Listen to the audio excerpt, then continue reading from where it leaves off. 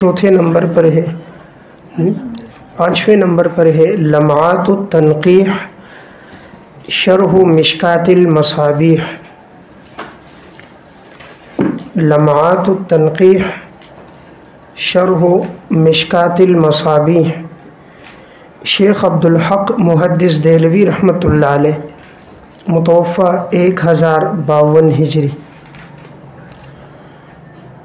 शेख हिंदुस्तान के बड़े जय्यद आलिम गुज़रे हैं और इन्होंने हिंदुस्तान में इल्म हदीस को तरवीज दिया है। शेख ने मिशकात की 2 शुरूहात लिखी, एक फ़ारसी ज़बान में और एक अरबी ज़बान में। फ़ारसी ज़बान में अशआतुल लम्हात लिखी है और अरबी ज़बान में लम्हातुत तनक़ीह लिखी है।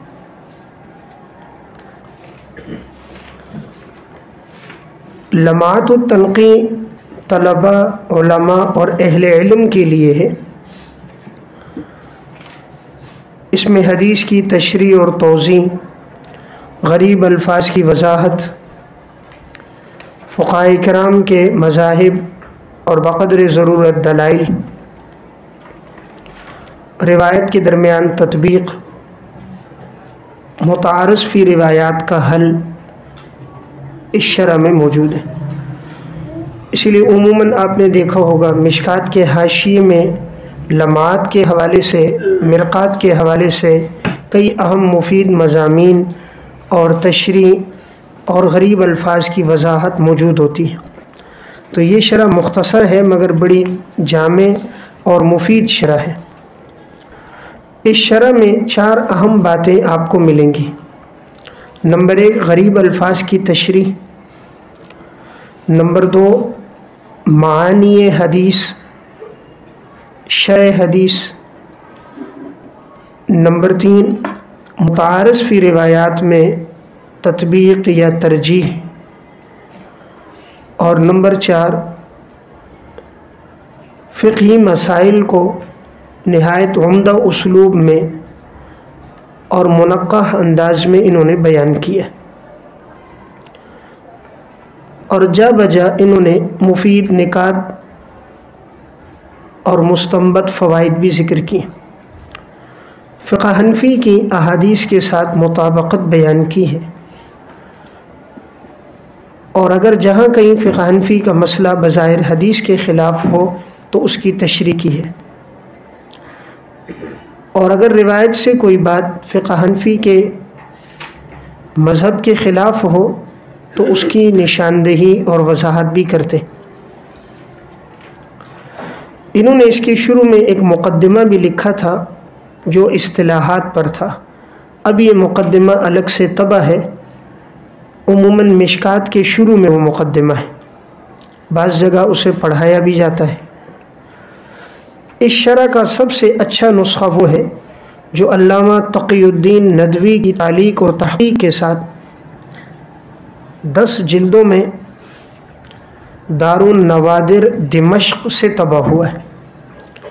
ये नुस्ख़ा बड़ा ही मुहक़्क़क़ और मुनक्कह नुस्ख़ा है, तो इसके मुताले से फ़ायदा भी होता है और इंसान के इल्म में इजाफ़ा भी होता है तालीक़ और तख़रीज की वजह से। नंबर 6 अशआतुल लम्हात, ये शेख अब्दुल हक मुहद्दिस देहलवी रहमहुल्लाह, मुतवफ़ा 1052 हिजरी की तसनीफ़ है। ये भी मिशकातुल मसाबी की शरह है, अलबत्ता फ़ारसी ज़बान में है।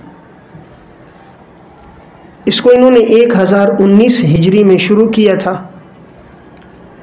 और 1025 हिजरी में मुकम्मल हुई। इसमें इनका उसलूब ये है कि ये फ़ारसी ज़बान में अहादीस का पहले तर्जुमा करते हैं और फिर मुख्तसर हदीस की तशरीह और वजाहत करते हैं। इसमें हदीस का तर्जुमा निहायत सलेस और बामुहावरा है। इस शरह में आलिमाना मबाहिस नहीं है, इसलिए कि ये अवामुन्नास के लिए लिखी गई है और उन्हीं की ज़हनी सतह के मुताबिक इन्होंने तशरीह की है।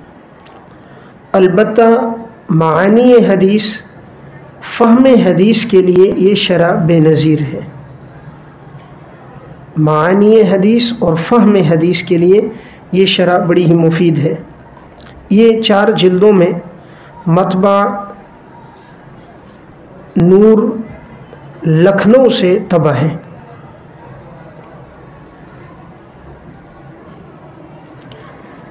نمبر 7 الرحمۃ المہدات الی من یرید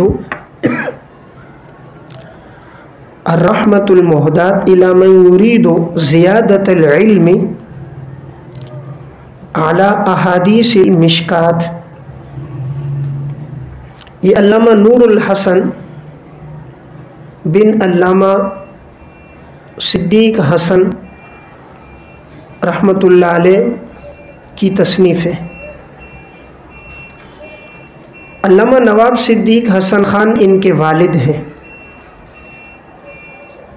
جن کی وفات 1307 ہجری میں ہے، اور بیٹے کی وفات 1336 ہجری میں ہے۔ اس کتاب میں انہوں نے فصل رابع کا اضافہ کیا ہے۔ صاحب مشکات نے تو 3 فصلیں قائم کی تھیں۔ فصل اول میں صحاح کی روایات، فصل ثانی میں سنن کی روایات، اور فصل ثالث میں جو روایات اس موضوع کے متعلق دیگر کتب میں تھیں اسے ذکر کیا تھا۔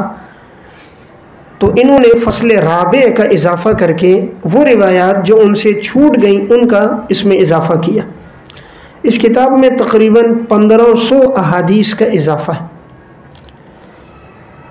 اسی لیے انہوں نے نام رکھا الرحمۃ المہدات الی من یرید زیادۃ العلم علی احادیث المشکات، کہ جو مشکات پر مزید علم کے اضافے کا خواہش مند ہو تو وہ میری اس کتاب کو پڑھ لے۔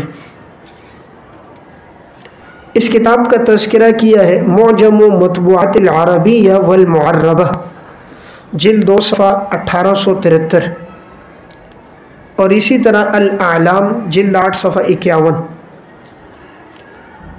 اور لمعات التنقی کے مقدمۃ المحقق میں بھی اس کا ذکر ہے۔ نمبر 8 زجاجۃ المصابیح شرح مشکات المصابیح۔ یہ شیخ ابو الحسنات عبداللہ شاہ حیدرآبادی رحمۃ اللہ علیہ، متوفہ 1383 ہجری۔ یہ شرح فقہ حنفی کی تائید میں مشکات کی احادیث کی مفید شرح،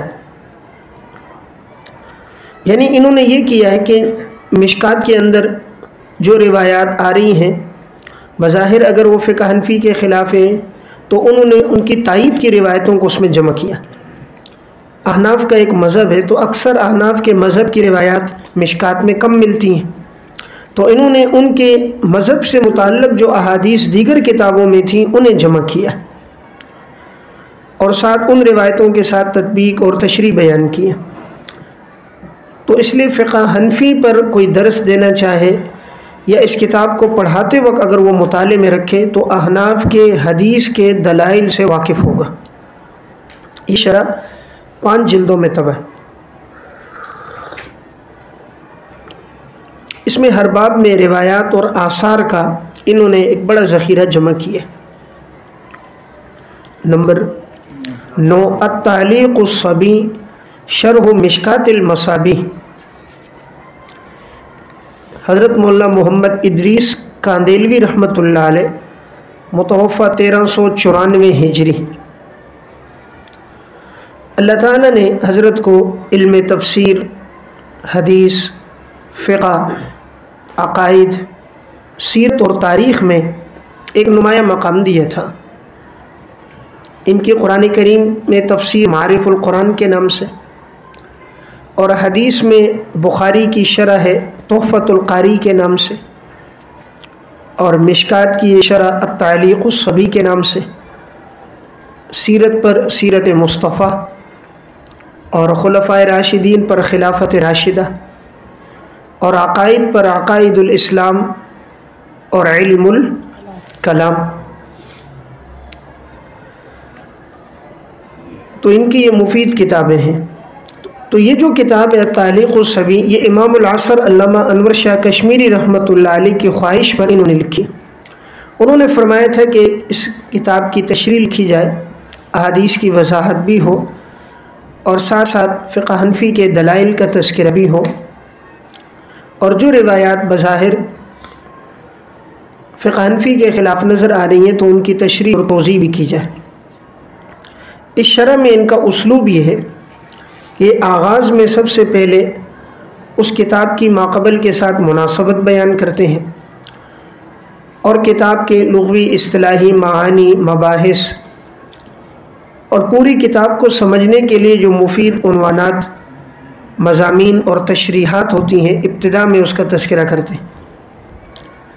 اس میں الفاظ غریبہ کی عمدہ وضاحت ہے، حدیث کے اعراب کی تشریح ہے، معانی حدیث اور مفاہیم حدیث کے لیے مفید کتاب ہے۔ حدیث کی تشریح مختصر اور عام فہم کرتے ہیں۔ اس میں انہوں نے زیادہ تر استفادہ علامہ طیبی کے الکاشف، ملا علی قاری کی مرقات اور حافظ ابن حجر کی فتح الباری، علامہ عینی کی عمدۃ القاری اور علامہ قسطلانی کے ارشاد الساری سے کیا۔ اس شرح کی ایک اہم خصوصیت یہ ہے کہ اس میں صوفیاء کرام کی تشریحات بھی جا بجا ہے، امام ابن عربی کی، علامہ شاہرانی کی اور دیگر جو صوفیاء کرام نے شرح حدیث میں اگر کہیں کوئی بات کی ہے اور اس کے ذکر سے حدیث کے معنی اور مفاہیم کے سمجھنے میں سہولت ملتی ہے تو یہ وہ بھی ذکر کرتے ہیں۔ مسلک احناف کی مدلل وضاحت کرتے ہیں، فقہاء کرام کے مذاہب اور ان کے دلائل کا تذکرہ بقدر ضرورت کرتے ہیں۔ احناف کے مسلک کی وجہ ترجیحات بیان کرتے ہیں۔ تحقیق کے دوران دامن اعتدال کو نہیں چھوڑتے، افراد تفرید سے بچ کر اعتدال کے ساتھ ہر بات کی وضاحت کرتے ہیں۔ اس شرح میں جامعیت، عمق، دقت نظر اور فن حدیث کے ساتھ مہارت پیدا ہوتی ہے۔ اگر کوئی مشکات کی شروحات میں دو شروحات کو اپنے مطالعے میں رکھے تو اسے کسی اور شرح کی فی الجملہ ضرورت نہیں ہوگی۔ نمبر 1 مرقات المفاتیح اور نمبر 2 التعلیق الصبی۔ یہ شرح 7 جلدوں میں مکتبہ رشیدیہ کوئٹہ سے طبع ہے۔ نمبر 10 التقریر الرفیع لمشکات المصابیح۔ التقریر الرفیع لمشکات المصابیح، افادات شیخ الحدیث حضرت مولانا محمد زکریا صاحب رحمۃ اللہ علیہ، متوفہ 1402 ہجری۔ حضرت کئی سال تک مشکات المصابیح پڑھاتے رہے۔ اس دوران کوئی اہم نقطہ، فائدہ یا کوئی علمی بات یا بحث ہوتی تو اپنے پاس نوٹ کر لیتے۔ کئی سالوں تک یہ سلسلہ جاری رہا اور اہم نکات اور فوائد کا ایک مجموعہ جمع ہو گیا، لیکن حضرت اپنی زندگی میں خود اسے طبع نہ کروا سکے، تو حضرت کے شاگرد رشید حضرت مولانا محمد شاہد صاحب سہارنپوری رحمۃ اللہ علیہ، صاحب الدر المنضود، جن کی سنن ابی داؤد پر یہ اردو زبان میں شرح ہے، تو ان کی وساطت اور کوششوں سے یہ مخطوطہ ملا، اور پھر اس پر حضرت مولانا رضوان اللہ نعمانی صاحب نے تعلیق، تحقیق اور اضافات کے ساتھ اسے طبع کروایا۔ اس سے شرح کی افادیت بہت بڑھ گئی۔ اس میں ہر حدیث کی تشریح نہیں ہے، بلکہ جہاں حضرت نے مناسب سمجھا وہاں حدیث کی وضاحت کی۔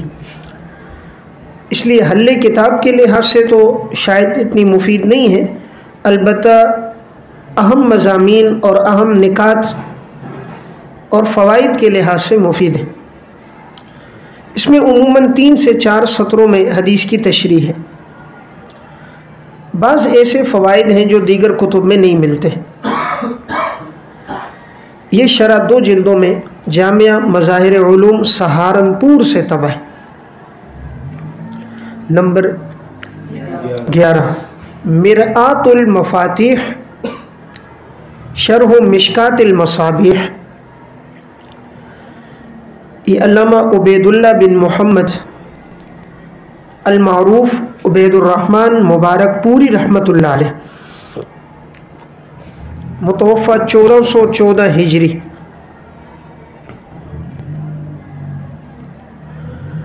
یہ شرح اس لحاظ سے بڑی مفید ہے کہ اس میں ان کا یہ اسلوب رہا کہ یہ حدیث نقل کرنے کے بعد سب سے پہلے تخریج کرتے ہیں کہ یہ روایت کن کن کتابوں میں آئی ہے، پھر روایت کا حکم بیان کرتے ہیں، راوی حدیث کے مختصر حالات بیان کرتے ہیں اور عموماً سن وفات بھی ذکر کرتے ہیں۔ حدیث میں موجود غریب الفاظ کی تشریح کرتے ہیں،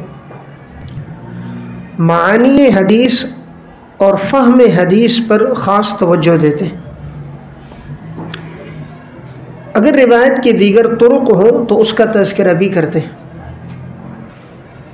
حدیث میں متقدمین کے ساتھ ساتھ متاخرین کی مباحث بھی ذکر کرتے ہیں۔ حنفی شراح حدیث کے کلام اور تشریح کو بھی لاتے ہیں، خاص طور پہ علامہ عینی کے عمدۃ القاری سے اور ملا علی قاری کے مرقات المفاتیح سے۔ اگر کوئی راوی مبہم ہو تو اس کی وضاحت کرتے ہیں، اور اگر حدیث میں مشکل غریب الفاظ آئیں تو ان کی تشریح کرتے ہیں۔ انہوں نے زیادہ تر استفادہ 4 شروحات سے کیا، علامہ طیبی کی الکاشف سے، حافظ کی فتح الباری سے، علامہ عینی کی عمدۃ القاری سے اور ملا علی قاری کے مرقات المفاتیح سے۔ بعض مواقع پر بلاغت کے نکات بھی ذکر کرتے ہیں۔ ان میں بلاغت کے نقطے اور مستنبط مسائل بڑے اہم ہیں، جیسے امام نووی نے شرح مسلم میں ذکر کیے ہیں، اسی طرح انہوں نے بھی کیے ہیں۔ یہ شرح حل کتاب فہم حدیث میں بے مثال ہے، لیکن حنفیت کے خلاف ان میں قدر تعصب ہے، چونکہ مسلکاً اہل حدیث مکتبہ فکر کے عالم ہیں۔ اگر اس تعصب کو اس شرح سے نکال دیا جائے تو یہ شرح کتاب کے حل کے لیے بڑی مفید ہے، تو اس لیے اسے اپنے مطالعے میں ضرور رکھیں۔ انشاءاللہ مختصر وقت میں حدیث کی اہم مضامین اور مباحث کو یہ بڑے ترتیب کے ساتھ بیان کرتے ہیں۔ اس طرح ترتیب سے یہ چیز نہیں ملتی، حکم حدیث بھی ہو، تخریج حدیث بھی ہو، تشریح حدیث بھی ہو، معانی بھی ہو، فہم بھی ہو، استنباط بھی ہو، تو یہ ساری چیزیں یکجا نہیں ملتی، تو اس میں ان کی بڑی محنت ہے۔ عموماً عجمی لوگوں کی شروحات اچھی ہوتی ہیں کیونکہ ان کی عربی اتنی فصیح نہیں ہوتی، وہ کام کی بات کرتے ہیں، اور جو عربی ہوتے پیدائشی وہ بات کو طول دیتے ہیں، پھیلاتے رہتے ہیں۔ عجمی غریب مختصر اور جامع بات کرتا ہے، اس لیے اس کے لیے بولنا لکھنا مشکل ہوتا ہے۔ اس لیے جو خاص عجمی ہوں ان کی شروع میں مواد زیادہ ہوتا ہے، اور جو جتنا ذہین و فطین ہوتا ہے اس کے وہاں بھی مواد زیادہ ہوتا ہے۔ البتہ اس کی بات سمجھنے کے لیے فہم زیادہ چاہیے ہوتی ہے۔ ذہین آدمی بات سے بات نکالتا ہے، جیسے علامہ ابن تیمیہ ہیں، اس لیے بات سے بات نکلتی ہے، وہ آگے بڑھتے ہیں۔ علامہ ابن قیم کی کتب میں تنقیح اور تہذیب ہے، اس لیے وہ بات کو مرتب انداز میں لکھتے ہیں۔ تو بہرحال یہ شرح اس لحاظ سے مفید ہے کہ اس میں کئی اہم باتیں ہیں۔ یہاں بطور فائدے کے ایک بات نوٹ کریں، مبارک پوری کے نام سے اہل حدیث کے 3 علماء ہیں جو مشہور ہیں مبارک پوری کے نام سے۔ ان میں ایک عالم ہے علامہ عبد الرحمن مبارک پوری رحمۃ اللہ علیہ، وہ ہیں متوفہ 1353 ہجری۔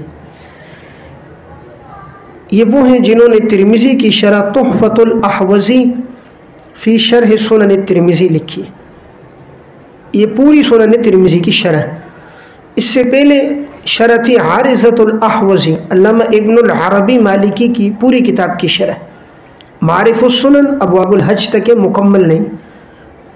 اور دوسرے ہیں یہ علامہ عبید الرحمن مبارک پوری، ان کی متوفہ 1414 ہجری ہے۔ انہوں نے مشکات کی شرح لکھی ہے مرآۃ المفاتیح، شرح مشکات المصابیح۔ تیسرے ہیں مولانا صفی الرحمن مبارک پوری، متوفہ 1427 ہجری۔ یہ وہ ہیں جن کی سیرت پر مشہور کتاب ہے الرحیق المختوم۔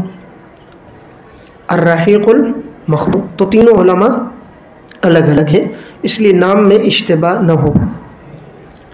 نمبر 12 التعلیق الصبی، شرح مشکات المصابی، حضرت مولانا شمس الدین صاحب رحمۃ اللہ علیہ، حضرت مولانا شمس الدین صاحب رحمۃ اللہ علیہ۔ یہ شرح ایک جلد میں ہے، اور اس میں انہوں نے نہایت اختصار کے ساتھ کتاب کو حل کیا ہے، مختصر اور عام فہم تشریح کی ہے۔ ان کا اسلوب یہ ہے کہ حدیث لکھتے ہوئے کوئی مشکل لفظ آتا ہے تو بریکٹ میں عربی میں اس کا ترجمہ کر دیتے ہیں، غریب الفاظ کی وضاحت قوسین میں کر دیتے ہیں۔ اس میں حدیث کے مستنبط فوائد کا تذکرہ ہے۔ انہوں نے زیادہ تر استفادہ شرح طیبی اور مرقات سے کیا ہے۔ یہ میں نے وہ شروحات عرض کر دیں جو عربی زبان میں لکھی گئی ہیں۔ اب عنوان ہے مشکات المصابی کی اردو زبان میں لکھی گئی شروحات۔ نمبر 1 مظاہر حق، علامہ نواب قطب الدین خان دہلوی رحمۃ اللہ علیہ، شاگرد رشید حضرت مولانا محمد اسحاق دہلوی رحمۃ اللہ علیہ۔ یہ اردو زبان میں لکھی گئی شروحات میں سب سے پہلی شرح ہے۔ ان کا اسلوب یہ ہے کہ یہ ہر حدیث کا ترجمہ کرتے ہیں اور نہایت عام فہم انداز میں حدیث کی تشریح اور وضاحت کرتے ہیں۔ انہوں نے حدیث میں زیادہ تر علمی مباحث کے بجائے عوامی تشریح ذکر کی ہے، اور فقہ حنفی کا مسلک اور ان کے دلائل بھی اختصار کے ساتھ بیان کرتے ہیں۔ تشریح حدیث کے دوران انہوں نے مرقات سے اور شیخ عبدالحق کی لمعات اور اشعاعۃ اللمعات سے استفادہ کیا۔ اردو میں بعد میں جتنے بھی شارحین نے شروحات لکھی ہیں عموماً زیادہ تر اسی سے استفادہ کر کے لکھی۔ بنیاد یہ مظاہر حق ہے، بعد میں لکھنے والوں کا ترجمہ، حدیث کی تشریح، معانی یا فہم حدیث یا حدیث کے ذیل میں مفید مباحث اکثر اسی سے ماخوذ ہیں۔ اس وجہ سے یہ بنیاد ہے، تو اسے بھی مطالعے میں ضرور رکھا جائے۔ اردو مواد، عوامی مواد اور عوام الناس کے سامنے اگر حدیث کی تشریح اور وضاحت کرنی، اس لحاظ سے بڑا مفید مواد ملتا ہے، تو اس کا فائدہ انسان کو درس حدیث میں زیادہ ہوتا ہے۔ اگر کوئی مشکات کا درس دینا چاہ رہا ہے تو وہ اس کو اپنے مطالعے میں رکھے، اس میں فقہ کا رنگ زیادہ غالب نہیں۔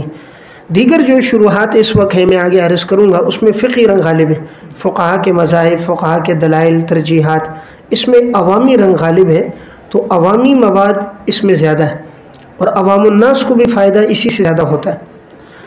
چونکہ اس میں اردو ہندوستانی تھی، بعض الفاظ مشکل تھے سمجھنا، اس لیے اس کو حضرت مولانا عبداللہ جاوید غازی پوری نے سہل انداز میں ترتیب جدید، تسہیل اور اضافات کے ساتھ شائع کیا ہے، تو اب یہ دارالاشاعت سے شائع ہوئی ہے، 5 جلدوں میں دارالاشاعت سے۔ اس میں انہوں نے زیادہ تر جو استفادہ کیا، جیسے میں نے عرض کیا، مرقات سے، لمعات سے، اشعاع سے، اور بعض مواقع پر شرح الطیبی سے۔ نمبر 2، نفحات التنقیح شرح مشکات المصابیح۔ افادات شیخ الحدیث حضرت مولانا سلیم اللہ خان صاحب نور اللہ مرقدہ۔ مشکات کی اردو شروحات میں یہ نہایت عالمانہ اور محققانہ شرح ہے۔ اس شرح کے اسلوب میں شروع ہی میں ایک نہایت مفید مقدمہ ہے جو مقدمۃ العلم کے نام سے ہے، جو 8 مباحث پر مشتمل ہے۔ اس میں پہلی بحث حدیث کی تعریف میں ہے، دوسری بحث وجہ تسمیہ میں ہے، تیسری بحث علم حدیث کے موضوع میں ہے، اور چوتھی بحث غرض و غایت میں، اور 5ویں بحث اجناس علوم میں، اور 6ٹھی بحث مرتبہ علم حدیث میں، اور 7ویں بحث تقسیم کتب اور تدوین حدیث میں، اور 8ویں بحث حکم شرعی میں۔ تو اس لیے حدیث جب بھی انسان پڑھائے اس مقدمے کو مطالعے میں رکھ دیں، اس سے اس کے سامنے بڑی مفید اور اہم معلومات بحوالہ آئیں گی۔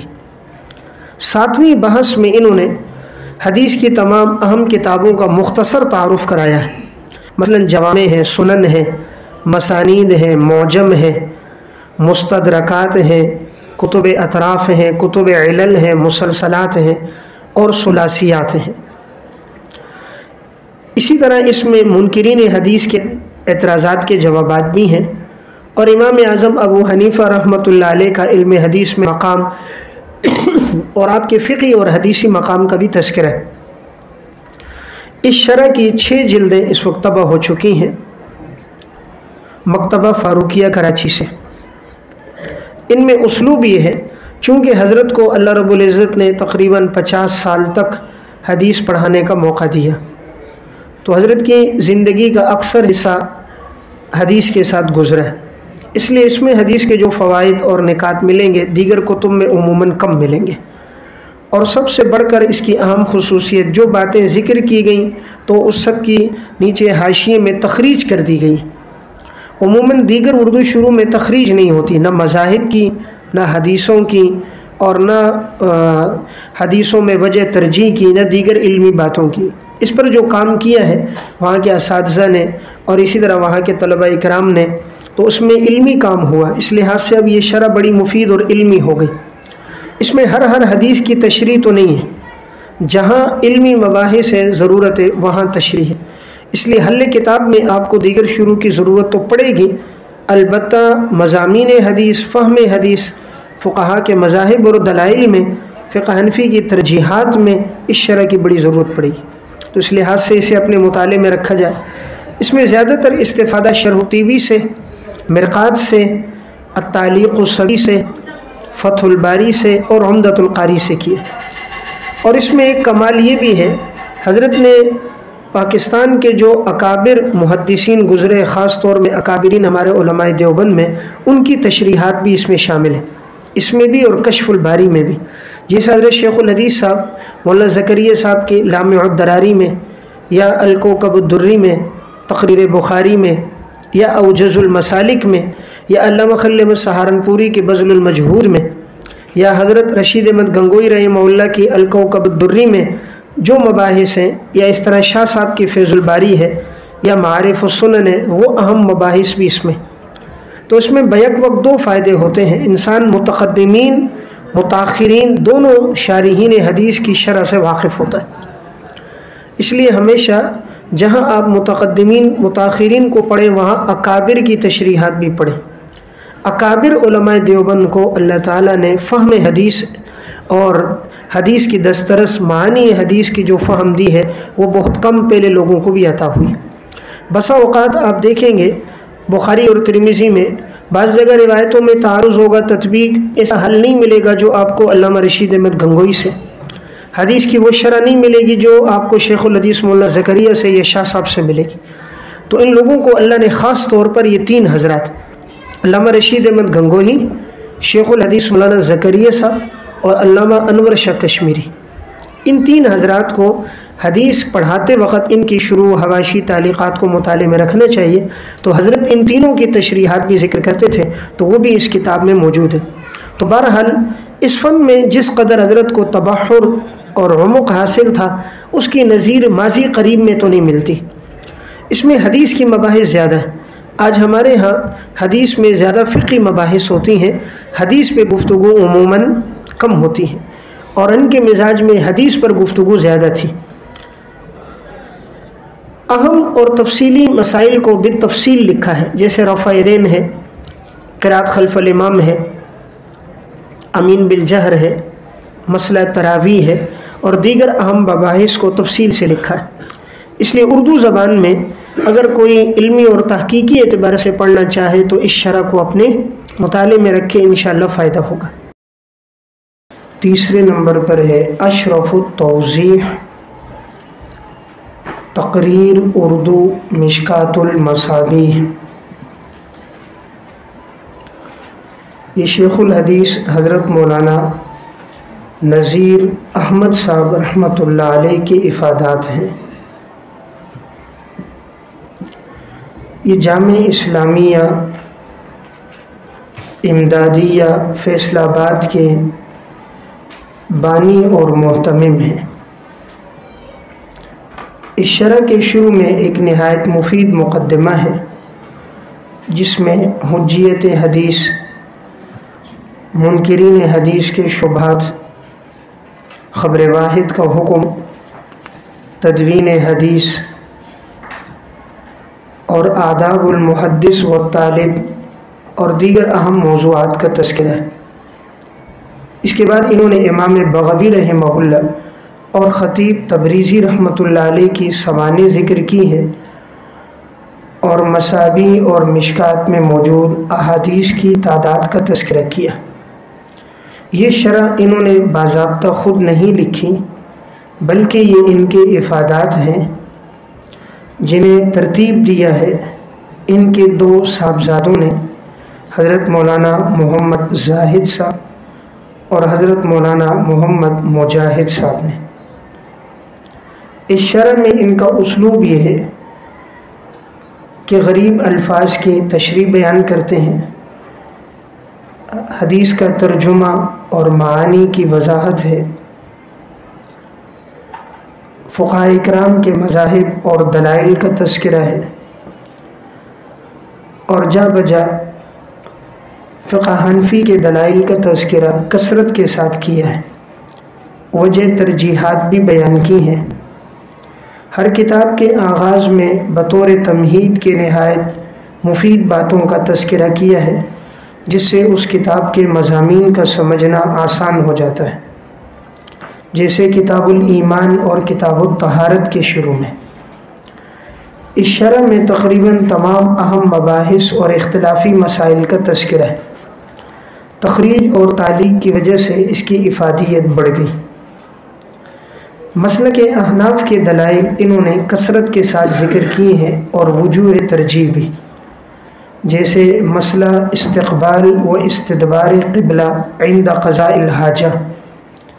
اب اس عنوان کے تحت فقہاء کے مذاہب اور دلائل ذکر کیے، اور مذہب حنفی کی 10 وجوہ ترجیح ذکر کی۔ تو اس لحاظ سے یہ شرح مفید ہے۔ اس میں انہوں نے زیادہ تر استفادہ شرح الطیبی، مرقات، تعلیق الصبی اور معارف السنن سے کیا گیا۔ یہ شرح 3 جلدوں میں مکتبۃ العارفی سے طبع ہے۔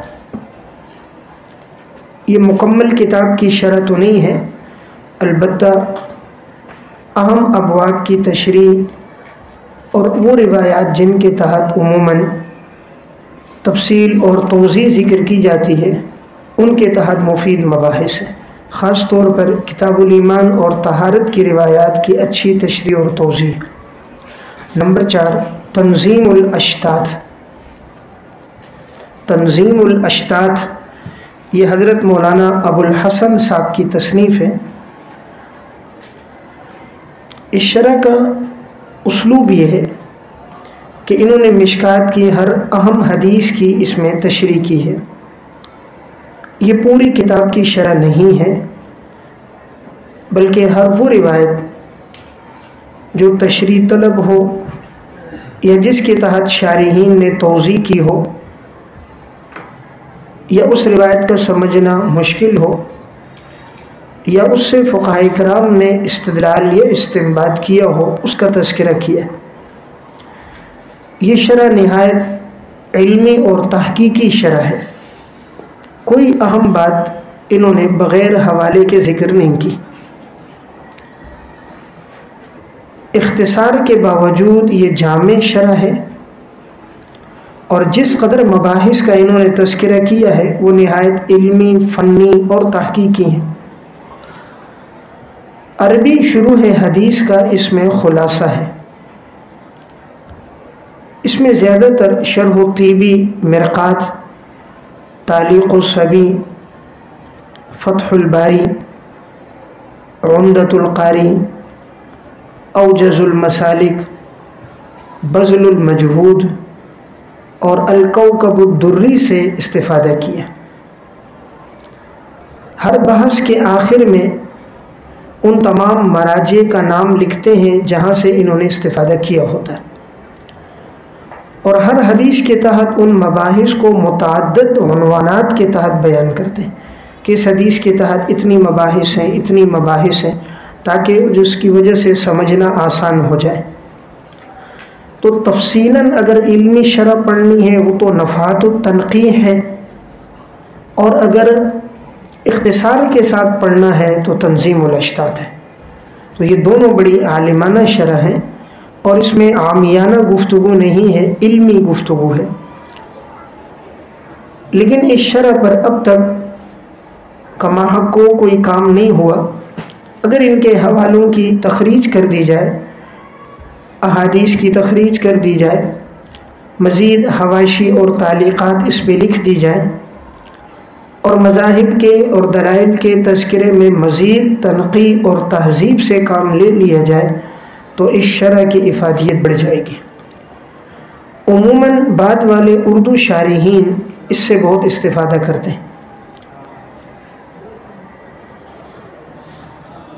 وہ ترجمے اور تشریح میں مظاہر حق سے اور علمی مباحث میں تنظیم الاشتات سے۔ تو اس میں تقریباً تمام اہم مضامین اور مباحث کا تذکرہ ہے، اور آخر میں ان کے حوالہ جات کا بھی ذکر ہے جہاں جہاں سے انہوں نے مواد لیا ہے۔ طلباء اور اساتذہ کے لیے مختصر وقت میں جامعیت کے لحاظ سے اس شرح کی کوئی نظیر نہیں ہے۔ البتہ اگر اس کو دوبارہ کمپوزنگ کر کے حسن ترتیب اور تعلیق اور تخریج کے ساتھ طبع کیا جائے تو یہ گراں قدر علمی خدمت ہوگی۔ یہ ایک ضخیم جلد میں دارالاشاعت کراچی سے طبع ہے۔ نمبر 5، اسعد المفاتیح، اسعد المفاتیح، شرح اردو مشکات المصابیح۔ افادات حضرت مولانا عبدالغنی جاجروی رحمۃ اللہ علیہ۔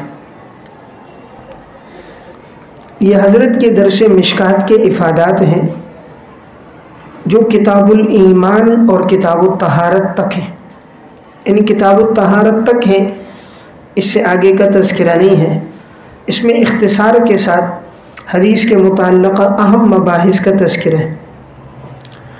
کتاب الایمان کے تحت احادیث کی تشریح انہوں نے محدثین کے اسلوب پر کی ہے، اس لیے کتاب الایمان اس کا نہایت مفید ہے، اگر ممکن ہو تو اسے مطالعے میں رکھا جائے۔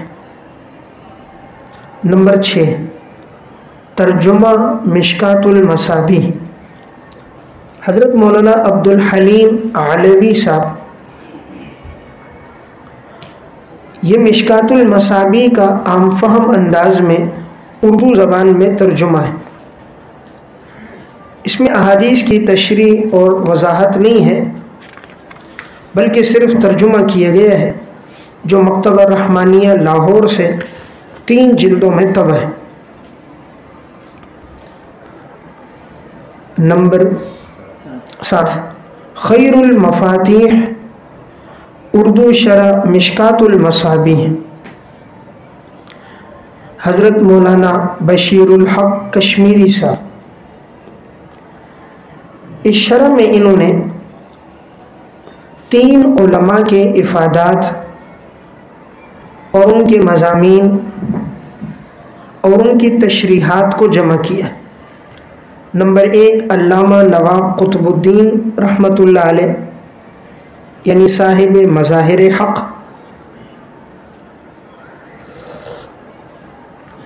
نمبر 2 مولانا خیر محمد جلندری رحمۃ اللہ علیہ۔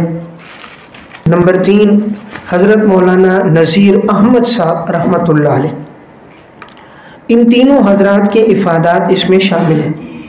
مصنف نے حسن ترتیب کے ساتھ مباحث کو یکجا کیا۔ ان کا اسلوب یہ ہے کہ یہ بیان کرتے ہیں اس حدیث کے تحت اتنی مباحث ہیں، پھر الامر الاول، الامر الثانی، الامر الثالث کہہ کر اس کی تشریح کرتے ہیں۔ نیز سوال اور جواب کے انداز میں بھی وضاحت کرتے ہیں۔ کہیں روایت میں تعارض ہو تو تطبیق بیان کرتے ہیں۔ جا بجا اہم نکات اور فوائد بھی لکھے ہیں۔ فقہ حنفی کی حدیث کے ساتھ مطابقت بیان کرتے ہیں۔ مسلک احناف کی وجوہ ترجیح ذکر کرتے ہیں۔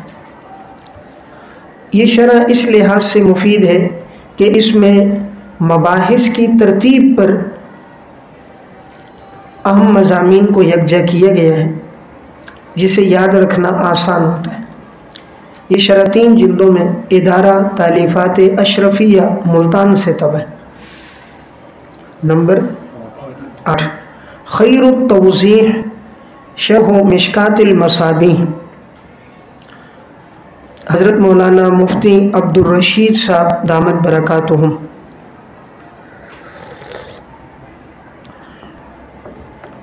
یہ شرح نہایت مفید ہے اور یہ 6 جلدوں میں ادارہ اشاعت الخیر ملتان سے طبع ہے۔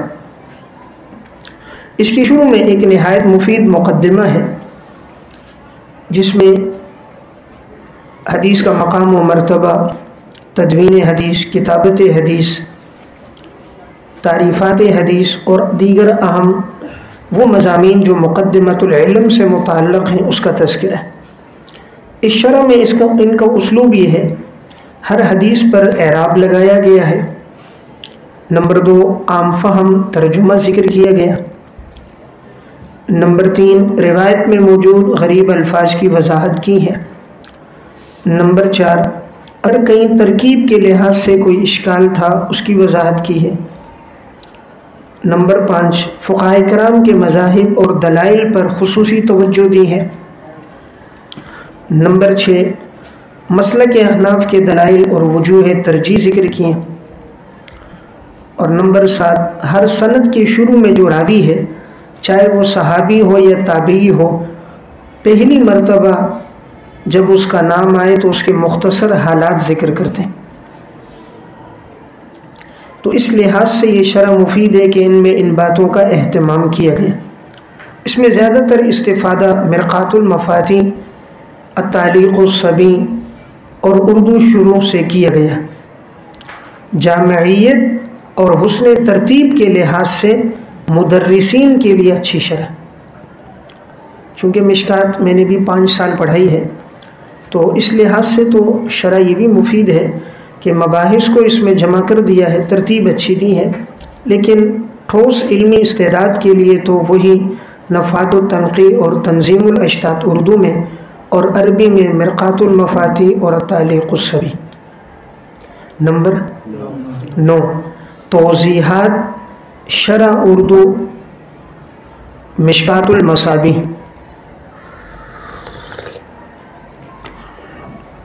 استاذ الحدیث حضرت مولانا فضل محمد صاحب سواتی دامت برکاتہم۔ یہ شرح 8 جلدوں میں پہلے المکتبۃ العربیہ سے طبع تھی اور پھر مکتبۃ الشیخ سے بھی طبع ہے۔ اس شرح کے شروع میں بھی ایک نہایت مفید مقدمہ ہے جس میں حدیث کی اصطلاحات، حجیت حدیث، تدوین حدیث، ضرورت حدیث اور اہمیت حدیث سے متعلق اہم مباحث ہیں۔ شرح حدیث میں حضرت کا اسلوب یہ ہے کہ مشکات کی ہر حدیث کو مکمل ذکر کیا ہے اعراب کے ساتھ، اور پھر ترجمہ ذکر کیا گیا ہے، اور اگر ضرورت محسوس ہوئی تو ترجمے کے درمیان قوسین میں وضاحت بھی کی گئی ہے۔ پھر حدیث کے مشکل اور غریب الفاظ کی تشریح کی گئی ہے، حدیث کی عام فہم، توضیح اور وضاحت کی گئی ہے، فقہاء کرام کے مذاہب اور دلائل کا تذکرہ کیا گیا، خاص طور پہ احناف کے مسلک کے دلائل اور وجوہ ترجیح کا اہتمام کیا گیا۔ اکابر علماء دیوبند کے اگر کوئی اس سے متعلق مباحث، مضامین یہ شرح ہے تو اس کا ذکر بھی کیا ہے۔ جو اہم اختلافی مسائل ہیں ان کا تذکرہ بالتفصیل کیا ہے، جیسے مسئلہ سماع موتیٰ ہے، مسئلہ رفع یدین ہے، قرات خلف الامام ہے، عذاب قبر ہے، تراویح ہے، تو ان کا تذکرہ بالتفصیل ہے۔ حدیث سمجھنے کے لیے جتنی باتوں کی ضرورت ہے فہم کتاب کے لیے وہ تمام تو اس میں موجود ہیں، لیکن اگر اس میں 3 باتیں اور ہوتی تو اس شرح کی افادیت بڑھ جاتی۔ نمبر 1، اگر اس میں نقل مذاہب اور دلائل اصل مراجع سے ہوتے، اگر اس میں مذاہب اور دلائل اصل مراجع سے نقل کیے جاتے ہیں، عموماً بہت سی ہماری اردو شروح میں مذاہب نقل کیے جاتے ہیں، لیکن جب آپ اصل کتابوں میں دیکھو گے تو شوافع، حنابلہ، مالکیہ کے وہ مذاہب نہیں ہوتے، یا ان کے ساتھ ان کی شرائط ہوتی ہیں۔ جو دلائل ہم ذکر کر رہے ہوتے ہیں عموماً وہ ان دلائل کا سہارا نہیں لیتے، ان کے پاس ان سے کئی گنا زیادہ مضبوط اور قوی دلائل ہوتے ہیں۔ تو جیسے معارف السنن میں اہتمام کیا گیا ہے، مذاہب اور دلائل اور ہر اہم بحث کو اصل مراجع سے لکھا گیا ہے، تو اگر اسی طرح اردو شروع میں اگر مباحث اور اسی طرح مذاہب کو ان کے اصل مراجع سے لکھا جاتا۔ اور نمبر 2، تبلیغ احباب کی اصلاح میں اعتدال کا دامن ہوتا تو اس شرح کی افادیت مزید بڑھ جاتی۔ لیکن بہرحال پھر بھی یہ جملہ اور پھر جملہ اردو شروع میں یہ شرح سب سے مفید ہے، اس لحاظ سے کہ اس سے کتاب حل ہو جاتی ہے، اور حل کتاب کے لیے جتنی چیزوں کی ضرورت ہے وہ تمام اس میں موجود ہیں۔ عموماً اردو شروع میں احادیث کا استنباط نہیں ہوتا، حدیث سے مستنبط فوائد نہیں ہوتے۔ اگر اس کا بھی اردو شروع میں اہتمام کیا جائے، حدیث سے مستنبط فوائد اور لطائف کا بھی تذکرہ ہو، تو اس کتاب اور شرح کی افادیت بڑھ جاتی ہے۔ نمبر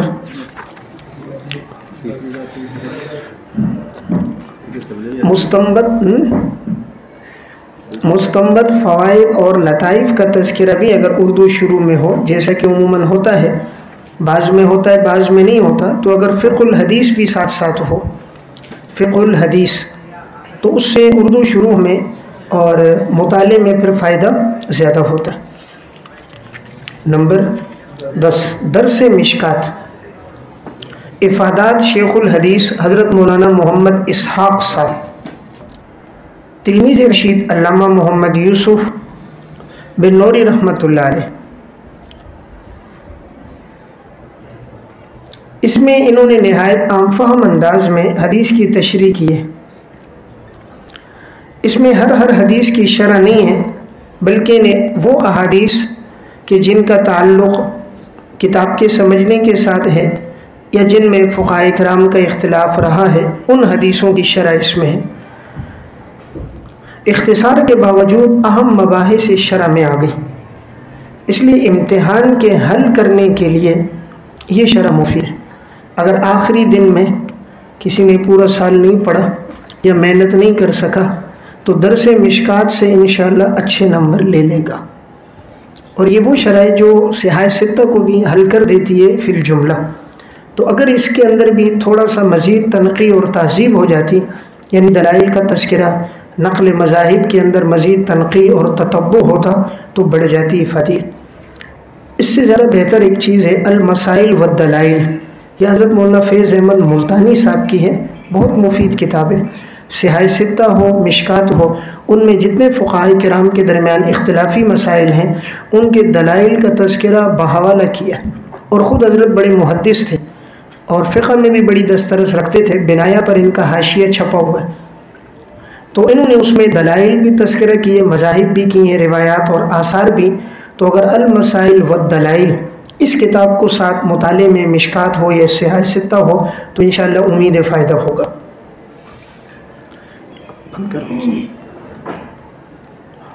مشکات، انتخاب مشکات، حضرت مولانا حسین صدیقی صاحب دامت برکاتہم، اس میں انہوں نے مشکات کی ان احادیث کا انتخاب کیا ہے جو دنیا سے بے رغبتی اور آخرت کی طرف ترغیب دلانے والی ہیں، خوف آخرت پیدا کرنے والی ہیں۔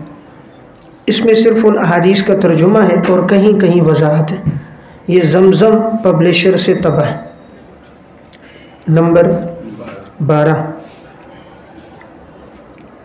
مصفاح الینابیع، مصفاح میم صاد فا الف، مصفاح الینابیع، شرح مشکات المصابیح، حضرت مولانا مفتی محمد طاہر صاحب، یہ شرح مکتبہ سعیدیہ یوپی سے طبع ہے، اور اس میں کتاب الایمان اور کتاب العلم کی احادیث کی تشریح ہے، اور وہ شرح نہایت عام فہم انداز میں ہے۔ اس میں انہوں نے مختصر انداز میں حدیث کی تشریح کی ہے، اور اس میں زیادہ تر استفادہ مرقات المفاتیح سے کیا گیا۔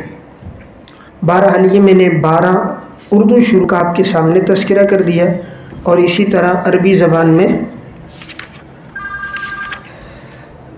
13 شروحات تھی، 14 عربی زبان میں 14 شروحات کا تذکرہ کیا، اور اردو زبان میں 12 شروحات کا میں نے تذکرہ کر دیا۔ یہی شروح اس وقت متداول ہیں اور رائج ہیں۔ اب ایک سوال ہے، کیا مشکات المصابیح میں موضوع روایات موجود ہیں یا نہیں؟ بعض اہل علم کی رائے یہ ہے کہ اس میں موضوع روایات ہیں۔ سب سے پہلے اس قسم کی روایات علامہ ابن جوزی رحمۃ اللہ علیہ متوفی 597 ہجری، ان کی جو کتاب الموضوعات ہے اس میں انہوں نے جن موضوع روایات کو جمع کیا تھا ان میں سے بعض کتب السنن کی روایتیں بھی تھیں، مسند احمد کی بھی تھیں، تو اب وہی روایتیں مشکات میں بھی جمع ہوئی ہیں۔ اب یہ گزرے تو صاحب مشکات سے پہلے ہیں، کیونکہ 597 ہجری میں انتقال ہے، اور صاحب مشکات کا تو 741 میں، وہ گزرے تو پہلے، لیکن صاحب مشکات نے چونکہ روایتیں وہی جمع کی ہیں تو ان روایتوں پر پہلے علامہ ابن جوزی کلام کر کے چلے گئے تھے، تو ان میں سے اگرچہ بعض کے جوابات الگ الگ تو دیے گئے بطور فائدے کے، جیسے اگر آپ کتب السنن کی روایتوں کے جوابات پڑھنا چاہیں تو علامہ سیوطی کی ہیں القول الحسن فی الذب عن السنن، سنن اربعہ یعنی سنن ترمذی، ابو داود، سنن نسائی، سنن ابن ماجہ، ان چاروں کے جن روایات میں انہوں نے ان کو موضوع کہا وہ موضوع نہیں تھی، تو وہ تو علامہ سیوطی رحمہ اللہ نے ان کے جوابات دیے القول الحسن۔ مسند احمد کی روایات کے جوابات دیے تھے حافظ ابن حجر عسقلانی نے القول المسدد فی الذب عن مسند احمد، القول المسدد فی الذب عن مسند احمد، اور پوری اس کتاب کے اوپر جو نقد لکھا ہے وہ علامہ سیوطی کا التعقبات علی الموضوعات، التعقبات علی الموضوعات، کہ انہوں نے موضوعات کا تعقب کیا ہے کہ جن جن مقامات پر انہوں نے ایسی بات کی ہے ان کا تذکرہ انہوں نے کر دیا۔ اس لیے اگرچہ اس کتاب پر بعد میں علماء نے اس کی ایسی باتوں کو نوٹ کر کے ان کا رد لکھا ہے، لیکن اب آیا مشکات میں ایسی حدیثیں ہیں یا نہیں؟ تو علامہ صلاح الدین علائی رحمۃ اللہ علیہ متوفی 761 ہجری میں انہوں نے مشکات کی احادیث پر جو اعتراضات ہوئے اس کے جوابات دیے۔ اب اشکالات کس نے کیے ہیں؟ وہ ہیں علامہ قزوینی رحمۃ اللہ علیہ متوفی 750 ہجری۔ انہوں نے مشکات کی 18 احادیث کو موضوع کہا ہے۔ علامہ قزوینی متوفی 750 ہجری نے مشکات کی 18 احادیث کو موضوع کہا ہے۔ وہ 18 کون سی ہیں؟ وہ میں نے یہ کتب حدیث کے تعارف میں مشکات کے ذیل میں وہ ذکر کی ہیں، وہ 18 روایتیں۔ تو وہاں آپ دیکھ سکتے ہیں کہ جن 18 روایتوں کو علامہ قزوینی نے موضوع کہا ہے۔ اب ان کے جوابات دیے ہیں علامہ صلاح الدین علائی نے متوفی 761 ہجری، اور اس کا نام ہے النقد الصحیح، النقد الصحیح لما اعترض من احادیث المصابیح، النقد الصحیح لما اعترض من احادیث المصابیح۔ اس کے مقدمے میں انہوں نے کہا کہ بعض متاخرین نے علامہ ابن جوزی پر اعتماد کر کے ان روایتوں کو موضوع کہا، حالانکہ ان میں سے اکثر موضوع نہیں ہیں۔ پھر انہوں نے ان کے جوابات دیے ہیں۔ تو ایک جواب تو یہ ہے۔ اسی طرح حافظ ابن حجر عسقلانی رحمۃ اللہ علیہ متوفی 852 ہجری کا ایک رسالہ ہے، اس کا نام ہے اجوبۃ الحافظ ابن حجر العسقلانی عن احادیث المصابیح، اجوبۃ الحافظ ابن الحجر العسقلانی عن احادیث المصابیح۔ اس میں حافظ سے جب سوال کیا گیا تو حافظ نے بھی ان کے جوابات دیے ہیں، اور یہ رسالہ بھی طبع ہو چکا ہے۔ تو بہرحال اگر ان اشکالات کے جوابات دیکھنے ہوں تو ان دونوں رسالوں میں آپ کو مل جائیں گے۔ اور اس کے ساتھ ساتھ انہی روایتوں پر مزید یعنی تخریج، تحقیق، جو مشکات کی تخریج پر کتابیں لکھی گئی ہیں، جب وہ لوگ ان حدیثوں پر پہنچے ہیں تو انہوں نے وہاں اور وضاحت کی ہے، اور وہ نام میں نے آپ کو عرض کیا تھا، ہدایت الروات فی تخریج احادیث المصابیح والمشکات، ہدایت الروات فی تخریج احادیث المصابیح والمشکات، یعنی مصابیح اور مشکات میں جتنی روایتیں ہیں سب کی تخریج کی ہے، یہ حافظ ابن حجر عسقلانی کی ہے۔ تو اس میں جب یہ روایتیں آتی ہیں تو یہ ان کی بھی پھر وضاحت کر کے حکم بیان کرتے ہیں۔ یہ بات تو ہو گئی مشکات پہ لکھی گئی شروع، حواشی، تعلیقات اور اختصارات کی۔ اب مشکات المصابیح کو پڑھاتے وقت استاد کیا اسلوب رکھے کہ تاکہ طلبہ زیادہ سے زیادہ مستفید ہوں؟ نمبر 1، استاذ محترم عبارت پڑھوانے کا اہتمام کریں۔ اس کا فائدہ یہ ہوگا کہ طلبہ مطالعہ کریں گے، اور عبارت میں جب ان کی غلطی ہوگی تو ان کی اصلاح ہوگی۔ نمبر 2، عبارت میں بقدر ضرورت صرفی نحوی تطبیق دی جائے اور اس کا اجرا کروایا جائے۔ نمبر 3، ہر حدیث کے شروع میں جس صحابی سے روایت ہے پہلی مرتبہ ہے تو مختصر حالات بھی ذکر کر دیے جائیں، اس سے دلچسپی بھی بڑھتی ہے، صحابی کے حالات بھی معلوم ہوتے ہیں، ان کی قربانیوں کا تذکرہ بھی آتا ہے، اور صحابہ کی سمانے سے ان کے اخلاص و للہیت کے واقعات بھی سامنے آتے ہیں۔ نمبر 4، حدیث میں موجود غریب اور مشکل الفاظ کی نشاندہی کر کے اس کا ترجمہ بیان کیا جائے۔ نمبر 5، حدیث کی عام فہم، تشریح اور وضاحت کی جائے۔ نمبر 6، حدیث سے مستنبط فوائد اور نکات ذکر کیے جائیں۔ نمبر 7، فقہاء اکرام کے مذاہب دلائل بقدر ضرورت ذکر کیے جائیں، اور نقل مذاہب اور دلائل میں تنقیح، تہذیب اور تحقیق کا اہتمام کیا جائے۔ عموماً یہ دیکھنے میں آتا ہے جو بات رائج ہے بس وہ بتا دی جاتی ہے، حالانکہ وہ اکثر مذہب نہیں ہوتا۔ دلائل جو مشہور ذکر کر دیے جاتے ہیں، حالانکہ ان میں سے بعض ان کے دلائل نہیں ہوتے۔ تو اس سلسلے میں معارف السنن کو مطالعے میں رکھا جائے تو امید ہے انشاءاللہ اس سے فائدہ زیادہ ہوگا۔ اور اسی طرح نفحات التنقیح کو نقل مذاہب میں اور دلائل میں۔ نمبر 8، حفظ احادیث کا بھی اہتمام کروایا جائے۔ ہر باب کی کم از کم 5 حدیثیں تو زبانی یاد کروائی جائے۔ مثلا کتاب الایمان ہے تو اس میں 5 روایات، باب الوسوسہ ہے، باب الاعتصام بالکتاب والسنہ ہے، تو ہر باب کی کم از کم 5 احادیث کے حفظ کا اہتمام کیا جائے۔ روایت پر اصول حدیث کی روشنی پر کلام بھی کیا جائے۔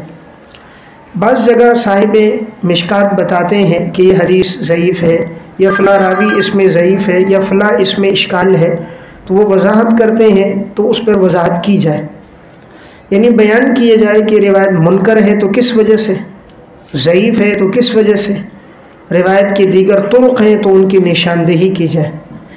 اس سلسلے میں ایک کتاب ہے المداوی لعلل جامع صغیر و شرح المناوی، المداوی لعلل جامع صغیر و شرح المناوی، تو اس میں حدیث کی تشریح تو نہیں ہے، حدیث کے طرق اور علل اس کا تذکرہ اس میں ہے۔ تشریح کے لیے فیض الباری، فیض القدیر اچھی ہے، عبدالرؤف مناوی کی فیض القدیر میں تشریح انہوں نے اچھی کی ہے۔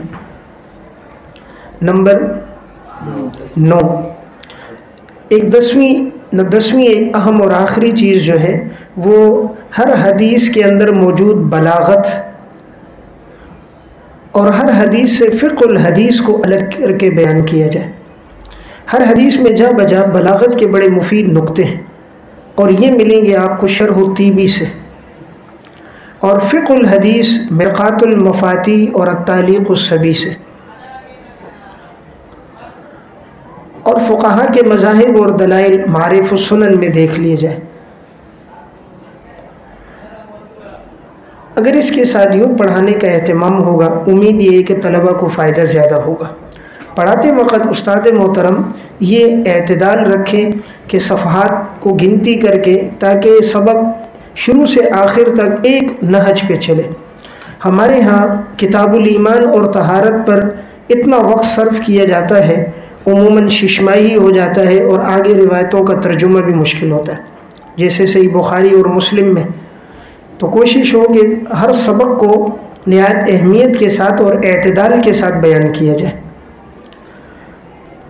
عمل کی حدیثوں پر خصوصی توجہ دی جائے۔ ہمارے یہاں صرف عقائد اور احکامات کی حدیثوں پر توجہ ہے، معاشرتی روایات، معاملات سے متعلق روایات اور انسان کی زندگی کو بنانے والی زہد سے متعلق روایتوں پر توجہ نہیں دی جاتی، حالانکہ ان پر توجہ کی زیادہ ضرورت ہے۔